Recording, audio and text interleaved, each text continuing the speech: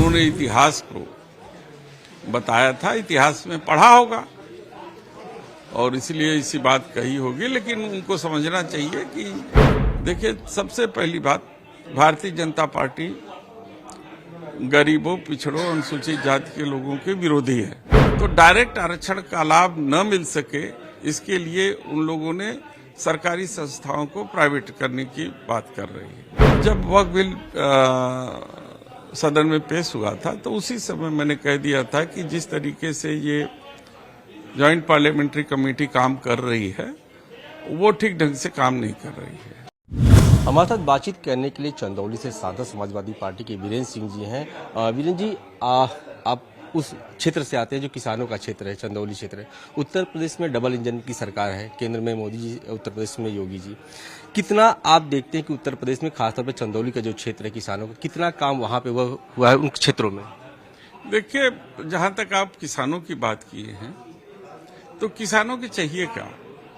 किसानों को उनकी सिंचाई के लिए पानी चाहिए, किसानों को उनको मार्केट चाहिए, उनके उत्पादन का उचित मूल्य चाहिए जिसे हम एमएसपी के रूप में जानते हैं। किसानों को भरपूर बिजली चाहिए, पंप चल सके, उनके जो पंपिंग स्टेशन है चल सकें।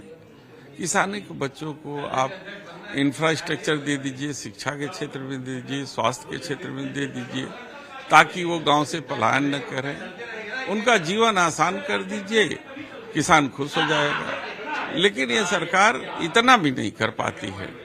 आप 1967 में जब इस देश में हरित क्रांति आई थी तो नहरों का जाल बिछा था, और जब नहरों का जाल बिछा था उसी समय तमाम पंप कैनाल और छोटी छोटी बंदियां और छोटे छोटे पंपिंग स्टेशन जो है लगे थे। लेकिन इन की मरम्मत तक नहीं हो पा रही है, लूट मची हुई है। ज्यादा पावर से पंप चला देंगे, नहरें टूट जाती हैं। बहुत से ऐसे जलाशय हैं जहां पानी स्टोर नहीं हो पाता है। तो इन सारी चीजों को लेकर के सरकार के पास कोई रोड मैप नहीं है, इसलिए इस सरकार से बहुत आशा नहीं है और सभी किसानों को निराशा इस सरकार से है। चाहे वो डबल इंजन की सरकार आप बताएं, चाहे ट्रिपल इंजन की सरकार बताएं। निजीकरण को लेकर बात की जाए तो लगातार अब निजीकरण को बढ़ावा दिया जा रहा है, और अब हाल ही में इस बार सदन में बिजली निजीकरण को लेकर बात हुआ, जिसमें पूर्वांचल और मध्यांचल खासतौर पर आता है। पूर्वांचल की बात करते तो पूर्वांचल में बड़े बेल्ट में किसानों का क्षेत्र है, तो कहीं न कहीं जो उनके ऊपर एक बड़ा प्रेशर आ जाएगा, क्योंकि बिजली निजीकरण होगा तो जाहिर सी बात है कि दामों में वृद्धि होगी और इससे कहीं न कहीं लोगों के जेब पर इसका बड़ा बोझ पड़ने वाला है। देखिए, सबसे पहली बात, भारतीय जनता पार्टी गरीबों, पिछड़ों, अनुसूचित जाति के लोगों के विरोधी है, क्योंकि वो नहीं चाहती है कि सरकारी संस्थानों में नियमानुसार, हमारे संविधान के अनुसार उनको आरक्षण का लाभ मिल सके। तो डायरेक्ट आरक्षण का लाभ न मिल सके, इसके लिए उन लोगों ने सरकारी संस्थाओं को प्राइवेट करने की बात कर रही है। प्राइवेटाइज जब हो जाएगी संस्थानें, चाहे बिजली हो, तो जो सरकार सब्सिडी देती है, चाहे वो किसानों के हाउस पावर पे सब्सिडी देती हो, चाहे वो ग्रामीण क्षेत्रों के बिजली उपभोक्ताओं को सब्सिडी देती हो, ये सब सब्सिडी से बाहर हो जाएंगे। जब सब्सिडी से बाहर हो जाएंगे तो किसानों के ऊपर एक अतिरिक्त बोझ है, गांव के लोगों के ऊपर अतिरिक्त, बुनकरों के ऊपर अतिरिक्त बोझ पड़ेगा और उनकी जीवन आसान होने की जगह बहुत कठिन हो जाएगा। तो इसलिए मेरी मांग है कि सरकार इस प्राइवेटाइज न करे और इसके जो इंफ्रास्ट्रक्चर है, चाहे विद्युत वितरण के क्षेत्र में हो, पारेषण के क्षेत्र में हो, चाहे उत्पादन के क्षेत्र में हो, ये तीनों क्षेत्र में मजबूती के साथ काम करें, उसे ठीक करें, ताकि जो है कि लोगों को उसका लाभ मिल सके। वक्त बिल आया था उसको लेकर हम लोगों ने देखा कि संसद में काफी हंगामा हुआ जेपीसी को लेकर, और अब ये कहा गया कि अब ये जिलाधिकारी के ऊपर अधिकार दिया गया कि वो अपने हिसाब से उसको तय करेंगे। क्या लगता है ये जिलाधिकारी इसको न्याय संगत तरीके से काम करेंगे? देखिए, जब वक्त बिल सदन में पेश हुआ था तो उसी समय मैंने कह दिया था कि जिस तरीके से ये जॉइंट पार्लियामेंट्री कमेटी काम कर रही है वो ठीक ढंग से काम नहीं कर रही है और सबको अगर सबकी सहमति से ज्वाइंट पार्लियामेंट्री रिपोर्ट सदन में नहीं आएगी तो सदन को वापस फिर से इसमें संशोधन करने के लिए भेजना पड़ेगा, और वही हुआ।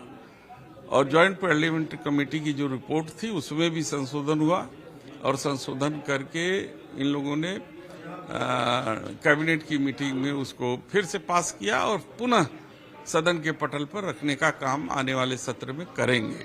अब उसको पढ़ा जाएगा कि इन्होंने क्या जनहित में किया है।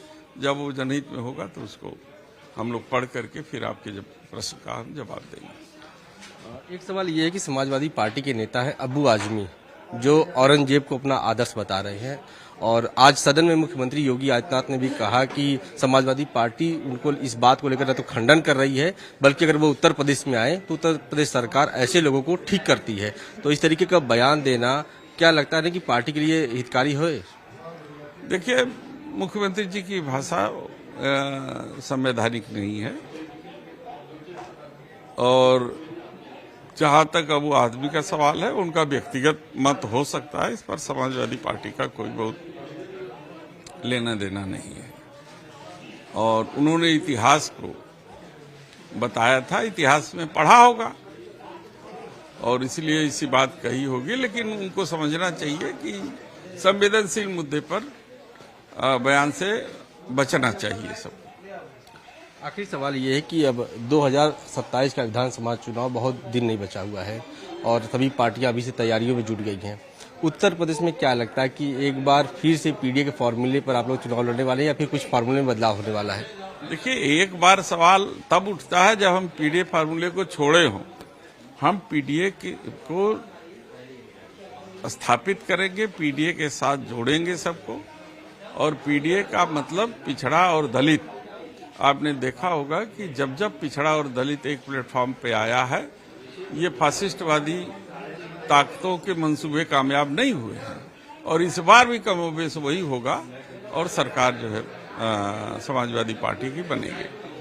शुक्रिया हमसे बातचीत करने के लिए। सांसद वीरेंद्र सिंह जी ने साफ तौर पर कहा कि 2027 का जो चुनाव है वो भी पीडीए के फॉर्मूले पर लड़ेंगे और एक बार फिर से लोकसभा चुनाव की तरह ही बेहतर परिणाम आएंगे। सहयोगी समीर के साथ अश्विनी सिंह, पंजाब केसरी, लखनऊ।